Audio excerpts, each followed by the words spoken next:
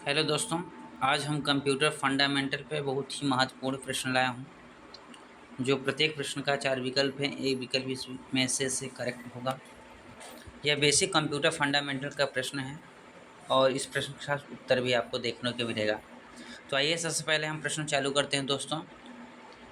संचालन के आधार पर निम्नलिखित में से कौन सा कंप्यूटर का प्रकार नहीं है? दोस्तों, संचालन के आधार पर इसमें हमें ये बताना है कि कौन सा कंप्यूटर का प्रकार नहीं है। इसमें पहला ऑप्शन है रिमोट, दूसरा ऑप्शन हाइब्रिड, तीसरा है एनालॉग, चौथा है डिजिटल।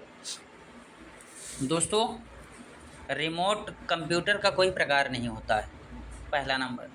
हाइब्रिड कंप्यूटर होते हैं, एनालॉग कंप्यूटर होते हैं और डिजिटल कंप्यूटर होते हैं। ये डाटा यानी पीढ़ी के दूसरे आधार पर आते हैं, यानी डाटा के प्रकार के आधार पर आने वाले ये 3 कंप्यूटर होते हैं, हाइब्रिड, एनालॉग और डिजिटल कंप्यूटर। बट इसमें रिमोट का कोई कंप्यूटर का प्रकार नहीं होता है, इसलिए इसमें ए बिल्कुल करेक्ट सही जवाब होगा। आइए उत्तर देखते हैं।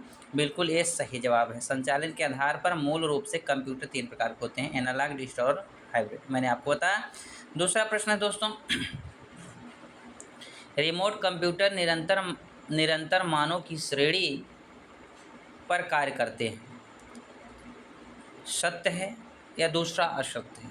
तो हमें इसमें सत्य और असत्य का जवाब देना है दोस्तों। इसमें कह रहा है कि रिमोट कंप्यूटर निरंतर मानों की श्रेणी पर कार्य करता है।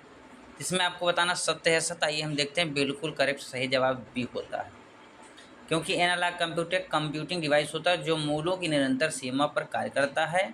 एनालॉग कंप्यूटर द्वारा दिए गए परिणाम अधिकतर अनुमानित होंगे, क्योंकि वे उन मात्राओं में निपटते हैं जो बदलती रहती हैं। इसमें बी बिल्कुल करेक्ट जवाब होगा, असत्य। तीसरा नंबर प्रश्न है दोस्तों, एक कंप्यूटर जो डिजिटल डाटा पर काम करता है उसे क्या कहा जाता है? रिमोट कहा जाता है या हाइब्रिड कहा जाता है, एनालॉग कहा जाता है, डिजिटल? तो आप जान सकते हैं कि डिजिटल डाटा को हम डिजिटल कंप्यूटर के माध्यम से ही कर सकते हैं। डिजिटल कंप्यूटर बाइनरी संख्या प्रणाली का उपयोग करता है। इसमें स्पष्टीकरण भी दिया है, आप देखते जाइएगा नीचे। तो डी डिजिटल कंप्यूटर आपका करेक्ट ऑप्शन होगा, पर उसकी प्रारूप, उसकी स्पष्टीकरण जो होता है पूरी फुल डिटेल्स के साथ आपको डिफाइन किया है।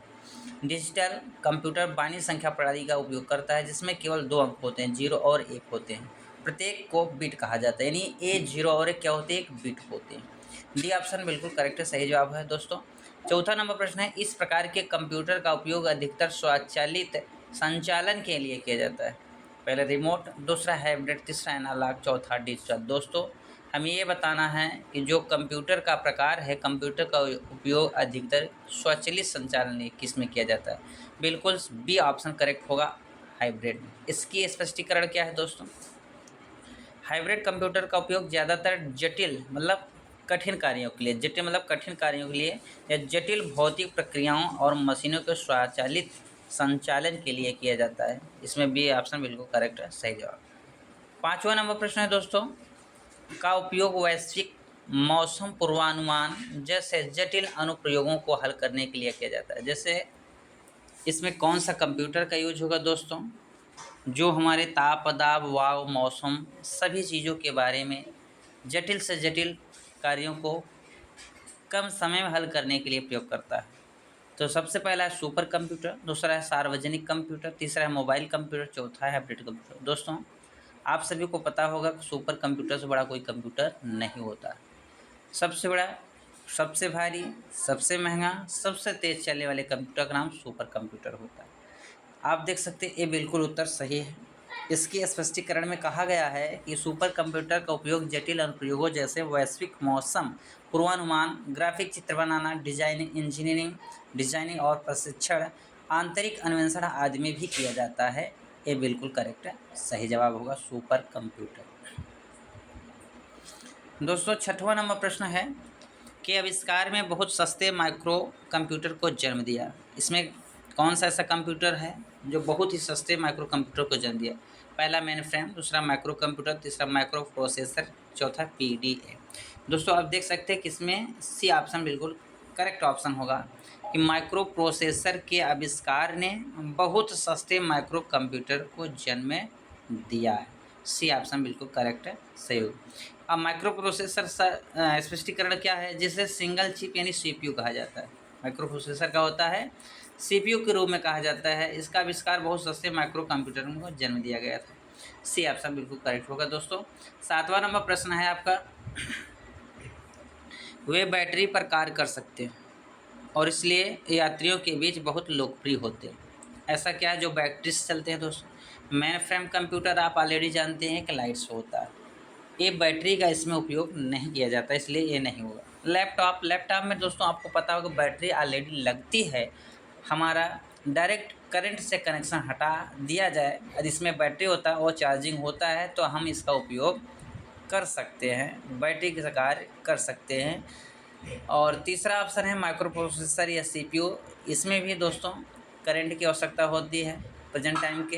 हाइब्रिड कंप्यूटर, इसको भी प्रेजेंट टाइम करंट की आवश्यकता हो, तो आप देख सकते हैं उत्तर बिल्कुल सही ऑप्शन बी होगा, लैपटॉप।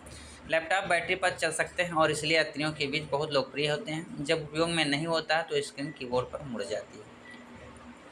8वां नंबर प्रश्न दोस्तों, पीडीए का मतलब होता है, पीडीए पूरा नाम पूछा है, पर्सनल डिजिटल एप्लीकेशन। दूसरा है प्राइवेट डिजिटल एप्लीकेशन, तीसरा है पर्सनल डिजिटल असिस्टेंट, चौथा है प्राइवेट डिजिटल असिस्टेंट। दोस्तों देख सकते हैं इसका सी ऑप्शन बिल्कुल करेक्ट होगा। पीस होता है पर्सनल, डिस होता है डिजिटल और एस होता है असिस्टेंट। तो दोस्तों इसमें सी ऑप्शन बिल्कुल करेक्ट है, सही जवाब। 9वां नंबर प्रश्न है, पीडीओ को और भी कहा जाता है, पीडीओ को दोस्तों और क्या कहा जाता है? पीसी कहा जाता है कि लैपटॉप कहा जाता है कि टैबलेट कहा जाता है कि या हैंडलेट कहा जाता है? आप देख सकते हैं डी ऑप्शन बिल्कुल करेक्ट होगा। पीडीओ को पर्सनल डिजिटल असिस्टेंट भी कहा जाता है। वे छोटे होते हैं और उन्हें कहीं भी ले जाया जा सकता है। क्या इसको बोलते हैं? Hand held. डी ऑप्शन बिल्कुल करेक्ट है, सही जवाब होगा। लास्ट प्रश्न है दोस्तों, कंप्यूटर गति और भंडारण क्षमता के मामले में मेन फ्रेम कंप्यूटर से कम। दोस्तों कंप्यूटर की गति और भंडारण क्षमता यानी स्टोरेज के मामले में मेन फ्रेम कंप्यूटर से कम है। अब मेन फ्रेम से कम कौन सा कंप्यूटर है, या मेन फ्रेम किससे ज़्यादा होता है? Mini computer, super computer, main frame, hybrid. दोस्तों आप देख सकते हैं कि इसमें यह ऑप्शन बिल्कुल सही होगा। मिनी कंप्यूटर की तुलना मेन फ्रेम कंप्यूटर से यानी छोटा यानी कम होता आधार पर की जाती है। पहला गति और दूसरा भंडारण क्षमता।